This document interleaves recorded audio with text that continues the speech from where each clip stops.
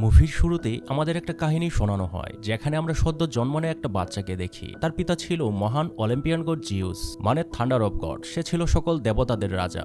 অন্যদিকে নবজাতকের মা অ্যালকেমেনি একজন সাধারণ মনুষ্য ছিল, যার কারণে তাদের জন্ম নেওয়া বাচ্চা অর্ধেক দেবতা এবং অর্ধেক মানুষ ছিল। আর এমন জন্ম নেওয়া বাচ্চাকে গ্রিক মাইথোলজিতে ডেমিগড বলা হতো। কিন্তু জিউসের স্ত্রী হেরার নজরে এই বাচ্চা তার জন্য একটা অপমান ছিল, কারণ মনুষ্য কখনো দেবতার সমতুল্য হতে পারে না। অন্যদিকে অ্যালকেমেনি বাচ্চার নাম হারকিউলিক্স রেখে দেয়। এর মানে হচ্ছে দেবী হেরার তরফ থেকে পাওয়া উপহার। এসবের পরেও দেবী হেরা তার প্রতি সন্তুষ্ট ছিল না। সে হারকিউলিসের মৃত্যু দেখতে চাইছিল, তাই সে হারকিউলিসকে মারার জন্য দুইটি বিষধর সাপ পাঠিয়ে দেয়। কিন্তু হারকিউলিস ছিল তার পিতার মতো চালাক এবং শক্তিশালী। সে খুব সহজেই সাপকে মেরে ফেলে। তারপর হারকিউলিস যখন বড় হয়ে যৌবনে পা রাখে, তখন বাকি দেবী দেবতারা তার পরীক্ষা নেওয়ার জন্য তাকে সবচাইতে বিপজ্জনক 12টি স্থানে পাঠিয়ে দেয়। এই পরীক্ষায় সে যদি উত্তীর্ণ হতে পারে বা জীবিত ফিরে আসতে পারে, তাহলে গডেস হেরা তাকে আর কোনো প্রকার ডিস্টার্ব করবে না এবং বাকিটা জীবন সে পৃথিবীতে শান্তিতে কাটিয়ে দিতে পারবে। তাই সে তার 12টি টাস্কের মধ্যে প্রথমে লিমিয়ার শীর্ষনাগকে মেরে ফেলে, তারপর এয়ারম্যান্থোসের বন্য শুকরকে মেরে ফেলে, আর তার সবচাইতে মহান কাজ ছিল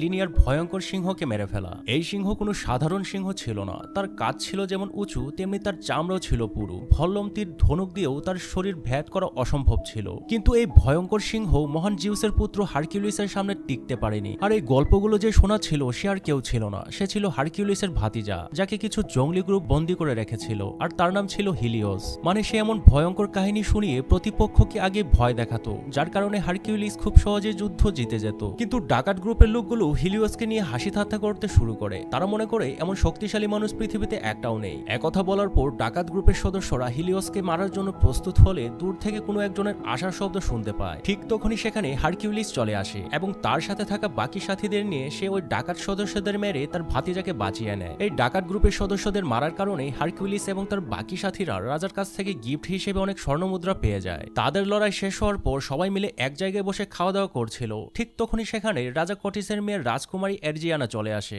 রাজকুমারী এরজিয়ানা হারকিউলিসকে জানায় তার পিতা সেনাপতি রিসাসের সাথে যুদ্ধ করছে। তাদের দেশ গৃহযুদ্ধের কারণে দুই ভাগে বিভক্ত হয়ে গেছে। প্রতিনিয়ত যুদ্ধের কারণে তাদের মানুষগুলো মারা যাচ্ছে আর ফসলি জমিগুলো ধ্বংস হয়ে গেছে। তাই আমি চাই আপনি আমাদের পক্ষ নিয়ে যুদ্ধ করুন, আর আপনি যদি আমাদের পক্ষ নিয়ে লড়াই করেন তাহলে আমার পিতা আপনাদের অনেক স্বর্ণ দিবেন। এই কথা শোনার পর হারকিউলিস যুদ্ধের জন্য প্রস্তুত হয়ে যায়। তাই সে তার সৈনিক এবং রাজকুমারী এরজিয়ানাকে নিয়ে থিপসের দিকে রওনা হয়। থিপসে পৌঁছানোর পর রাজা কোটিসের সেনাপতির সাথে হারকিউলিসের দেখা হয়। সেনাপতি হারকিউলিসকে জানায় তার এখানে আসার আগে সে তার অনেক মহান গৌরব কথা শুনেছে মানুষদের মুখে। এদিকে রাজ্যের ফটকের সামনে জিউসের স্ত্রী হেরার বিশাল মূর্তি দাঁড়িয়ে আছে। রাজকুমারী এরজিয়ানা হারকিউলিসকে জানায় এই মূর্তি দেবী হেরার উদ্দেশ্যে তৈরি করা হয়েছিল। এই স্ট্যাচু তৈরি করতে 1000 মানুষের প্রায় 5 বছর সময় লেগেছিল। রাজকুমারী এরজিয়ানার একটা পুত্র সন্তানও ছিল। সে হারকিউলিসকে তার আইডল মানত। অন্যদিকে রাজা কোটিস হারকিউলিসকে জানায় তার একজন বিশ্বস্ত সেনাপতি তার সাথে বিশ্বাসঘাতকতা করেছে। তখন থেকে এই রাজ্যের সকল জায়গায় শুধু লড়াই আর লড়াই চলছে। তাই আমাদের তোমার সাহায্যের প্রয়োজন, যেন আমরা পুনরায় সবকিছু আগের মতো ঠিক করতে পারি। আর রাজা তাকে আরো বলে সেনাপতি একজন জাদুঘর, তার সৈনিকদের মধ্যে অর্শমানব রয়েছে যারা অর্ধেক মানুষ এবং অর্ধেক ঘোড়ার মতন। আর গ্রিক মাইথোলজিতেও এমন দেবতার বর্ণনা পাওয়া যায়। তারপর হারকিউলিস এবং তার বাকি সাথীরা রাজ্যের কৃষকদের যুদ্ধের কৌশল এবং তলোয়ারবাজির প্রশিক্ষণ দিচ্ছিল, কারণ যুদ্ধের জন্য রাজ্যের সকল সৈনিক মারা গেছে। তারপর হারকিউলিস সকল সৈনিকদের যুদ্ধের জন্য শিল্ড বানানোর ট্রেনিং দেয় এবং হারকিউলিসের বন্ধু দৌড় দিয়ে শিল্ড ভেঙে ভিতরে প্রবেশ করে। এসব দেখার পর হারকিউলিস তাদের বলে এমন নরম শিল্ড যদি যুদ্ধের মধ্যেও থাকে তাহলে তোমরা বরাবরের মতো হেরে যাবে। তারপর সে কৃষক সৈনিকদের মোটিভেট করে যেন তারা সাহস এবং শক্তির সাথে শত্রুপক্ষের সাথে লড়াই করতে পারে। অন্যদিকে একটা গুপ্তচরের মাধ্যমে তারা জানতে পারে শত্রুপক্ষ তাদের রাজ্যে হামলা করার জন্য আসছে। আর যখন এই কথা হারকিউলিস জানতে পারে তখন সে যুদ্ধ করার জন্য বারণ করে দেয়, কারণ তার সৈনিকরা এখনো যুদ্ধের জন্য পুরোপুরি রেডি ছিল না। কিন্তু রাজা কোটিস হারকিউলিসের কথা শুনতে নারাজ ছিল, তাই সে যুদ্ধের ঘোষণা করে। এদিকে আমরা রাজকুমারী ছেলেকে দেখি, সে হারকিউলিসের সাথে দেখা করার জন্য চলে আসে। আর সে তাকে জানায় আমি আপনাকে অনেক পছন্দ করি, আর বড় হয়ে আমি আপনার মতো একজন বীর যোদ্ধা হতে চাই। এই কথা শোনার পর হারকিউলিস তাকে তার কাছে থাকা একটা লকেট দিয়ে দেয়। এই লকেটের মধ্যে সিংহের দাঁত ছিল, কারণ অনেক বছর আগে সে লিনিয়ার ভয়ঙ্কর সিংহকে মেরেছিল। আর তার প্রমাণ হিসেবে সে এটা নিজের কাছে রেখে দিয়েছিল, যেন তার ছেলে বড় হলে সে এটা উপহার হিসেবে তাকে দিতে পারে। যেহেতু এখন তার ছেলে বেঁচে নেই, তাই রাজকুমারী ছেলেকে হারকিউলিস গিফট হিসেবে দিয়ে দেয়। তারপর আমরা দেখি হারকিউলিস এবং তার বাকি সৈনিকরা যুদ্ধের জন্য রওনা হয়ে যায়। লম্বা যাত্রা অতিক্রম করে তারা একটা গ্রামে পৌঁছায়। গ্রামের যুদ্ধ বিধ্বস্ত পরিবেশ এবং শিরোচ্ছেদ করা লোকদের মাথা দেখে রাজা কোটিস বলে আমরা অনেক দেরি করে ফেলেছি, আমাদের শত্রুপক্ষ আমাদের আগে এখানে পৌঁছে গেছে। ভালো করে দেখার পর তারা বুঝতে পারে মৃতদেহগুলো বেশ পুরনো, যা এখন পচে গলে দুর্গন্ধ ছড়াচ্ছে। হারকিউলিসের বিশ্বস্ত সেনাপতি কনফার্ম করার জন্য শিরচ্ছেদ করা লাশের মাথা টেস্ট করে দেখে। কিছুক্ষণ পরে হারকিউলিস বুঝতে পারে এটা শত্রুপক্ষের সাজানো ট্র্যাপ ছিল আর এখন পুরোপুরিভাবে তারা ফেসে গেছে। তাই সে সকল সৈনিকদের অ্যালার্ট করে দেয় যুদ্ধের জন্য প্রস্তুত হতে। হারকিউলিস কর্টিসের সেনাপতিকে জিজ্ঞেস করে, আমরা তাদের সাহায্য করার জন্য এখানে এসেছি, তাহলে তারা কেন আমাদের উপর হামলা করছে? তার কথার জবাবে সেনাপতি তাকে জানায় এসব কিছু এরিসাস করছে। আমরা শুনেছি সে তার জাদুর সাহায্যে লোকদের বশ করে ফেলতে পারে, যার কারণে সে এক অপরের সাথে যুদ্ধ বাঁধিয়ে দেয়। যুদ্ধের আগে হারকিউলিসের ভাতিজা হিলিওস সৈনিকদের জন্য হারকিউলিসের গৌরবগাথা শুনিয়ে তাদের মোটিভেট করে, যার কারণে রণক্ষেত্রে সকল সৈনিকগুলো তাদের অ্যাগ্রেসিভ হয়ে যায় যুদ্ধ জেতার জন্য। তারপর শুরু হয়ে যায় ভয়ঙ্কর যুদ্ধ।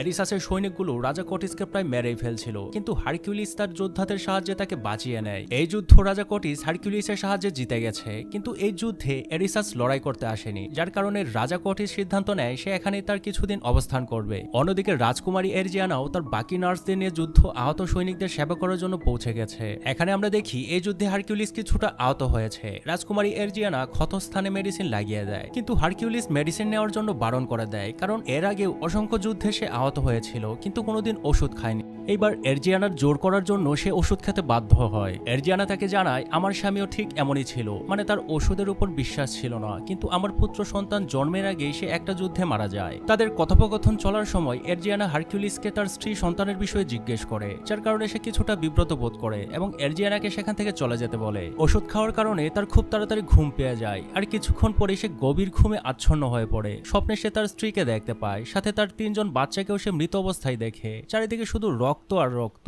আর সে এটাও দেখে তার স্ত্রী সন্তানকে মেরে ফেলার অপরাধে তাকে দেশ থেকে বিতাড়িত করা হচ্ছে। এই সিন দেখার পর তার ঘুম ভেঙে যায়। তারপর সে বাইরে চলে যায়। বাইরে সে দেখতে পায় অসংখ্য লাশ তার সামনে পড়ে আছে, সাথে তার স্ত্রীর মৃতদেহকে 3 মাথাওয়ালা নেকড়ে এসে খেতে শুরু করেছে। তারপর ওই নেকড়ে হারকিউলিসকে মারার জন্য তার দিকে তেড়ে আসছিল, তাই হারকিউলিসও তার হাতে থাকা বর্ষা দিয়ে তার উপর পাল্টা আক্রমণ করে। ঠিক তখনই তার চোখ খুলে যায়, মানে সে এখনো স্বপ্ন দেখছিল। পরের দিন সকালে আমরা দেখি এরজিয়ানা হারকিউলিসের সাথীদের সাথে বসে কথা বলছিল। কথা বলতে বলতে সে তার সাথীদের কাছে হারকিউলিসের পাস্টের কথা জিজ্ঞেস করে, এটা কি সত্যি হারকিউলিস তার স্ত্রী সন্তানদের নিজের হাতে মেরে ফেলেছিল? কারণ অনেক সৈনিকদের মুখে আমি এই কথা শুনেছি, তারা বলাবলি করছিল সে যদি কোনো সময় অ্যাথেন্স যায় তাহলে তাকে মেরে ফেলা হবে। তখন তার একজন সাথী তাকে জানায়, সত্য কেউ জানে না, আমরা যখন হারকিউলিসকে খুঁজে পেয়েছিলাম তখন তার স্ত্রী সন্তান মারা গিয়েছিল, এ বিষয়ে তার কোনো কিছুই মনে নেই। তার কথার জবাবে এরজিয়ানা তাকে জিজ্ঞেস করে, তুমি কি বিশ্বাস করো সে নির্দোষ? তার সাথী তাকে জানায়, আমরা ছোট থেকে একসাথে অ্যাথেন্সে বড় হয়েছি, ছোট থেকেই আমি অনাথ ছিলাম। অ্যাথেন্সে আমরা বাঁচার জন্য লড়াই করেছি, নিজেদের দল বানিয়েছি, কিন্তু তার শক্তির জন্য খুব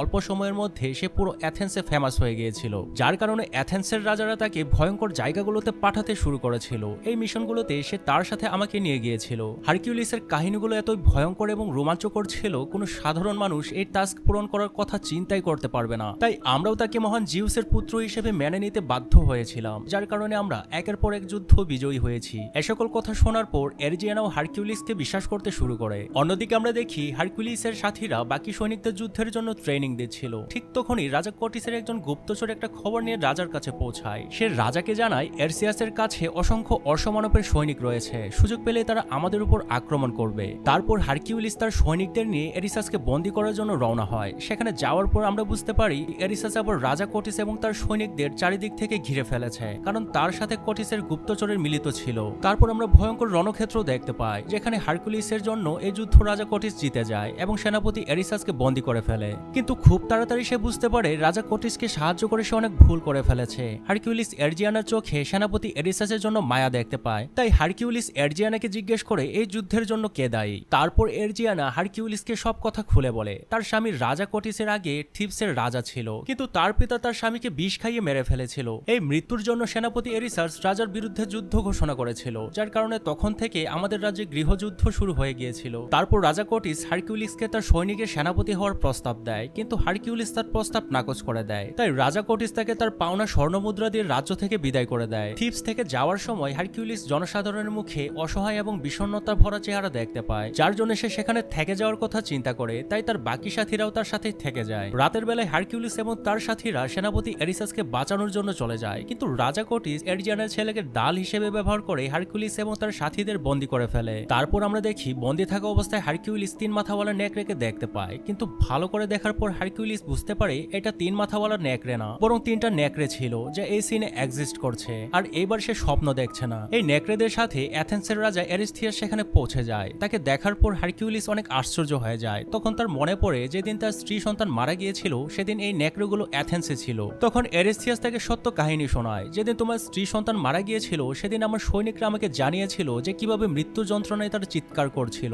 অ্যাথেন্সের প্রতিটা রাস্তায় তোমার নামের জয় জয়কার শোনা যাচ্ছিল। লোকগুলো তোমাকে দেবতার আসনে বসিয়ে দিয়েছিল। যেহেতু তোমাকে অ্যাথেন্সের লোকেরা মহান জিউসের পুত্র হিসেবে মানতে শুরু করেছিল, তাই আমি যদি তোমাকে অ্যাথেন্সে মেরে ফেলতাম তাহলে পুরো অ্যাথেন্সে গৃহযুদ্ধ শুরু হয়ে যেত। তাই আমি একটা প্ল্যান তৈরি করেছিলাম। তোমাকে লোকদের সামনে নিচু দেখানোর জন্য আমি তোমার স্ত্রী সন্তানদের মেরে তোমার উপর দোষ চাপিয়ে দিয়েছিলাম। অন্যদিকে রাজা কর্টিস তার মেয়ে এর্জিয়ানাকে মেরে ফেলার হুকুম দিয়ে দেয়। এসব কিছু দেখে হারকিউলিস অনেক রাগান্বিত হয়ে যায়। তার বাকি সাথীরা তাকে মোটিভেট করার জন্য বলে, কে তুমি হারকিউলিস? তুমি কি কোনো সাধারণ মানুষ নাকি কোনো গল্পের পাতায় থাকা একজন বীর? আমরা জানি তুমি কে। তুমি অ্যাথেন্সের মহান দেবতা জিউসের পুত্র। আমরা তোমার উপর বিশ্বাস রাখি, তুমিও নিজের উপর বিশ্বাস রেখো। এসকল কথা শোনার পর হারকিউলিস পুরো শক্তি নিয়ে তার হাতে বেঁধে রাখা শিকল উপড়ে ফেলে এবং রানী এর্জিয়ানাকে বাঁচিয়ে নেয়। এসব দেখে এরিস্থিয়াস তার 3টা নেকড়েকে ছেড়ে দেয় হারকিউলিসকে মেরে ফেলার জন্য, কিন্তু হারকিউলিস 3টা নেকড়েকে মেরে ফেলে। তারপর সে এরিস্থিয়াসের দিকে এগোতে থাকে। এরিস্থিয়াস তার ভুলের জন্য হারকিউলিসের কাছে ক্ষমা চায়, কিন্তু রাগান্বিত হারকিউলিস তাকে মেরেই ফেলে।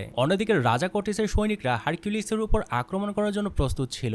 এই হামলা থেকে বাঁচার জন্য রাজার দরবারে থাকা গডেস হেরার স্ট্যাচু হারকিউলিস একাই উঠিয়ে কর্টিসের সৈনিকদের উপর নিক্ষেপ করে, যার কারণে রাজা কর্টিসের অনেক সৈনিক মারা যায়। আর বাকি বেঁচে থাকা সৈনিকগুলো হারকিউলিসকে দেবতা হিসেবে হাঁটু গেড়ে প্রণাম করে। আর এখানে এই মুভির কাহিনী শেষ হয়ে যায়। আপনাদের মুভিটা কেমন লেগেছে কমেন্টস করে জানাবেন। আর ভালো লাগলে লাইক, শেয়ার এন্ড সাবস্ক্রাইব করতে ভুলবেন না। ধন্যবাদ সবাইকে।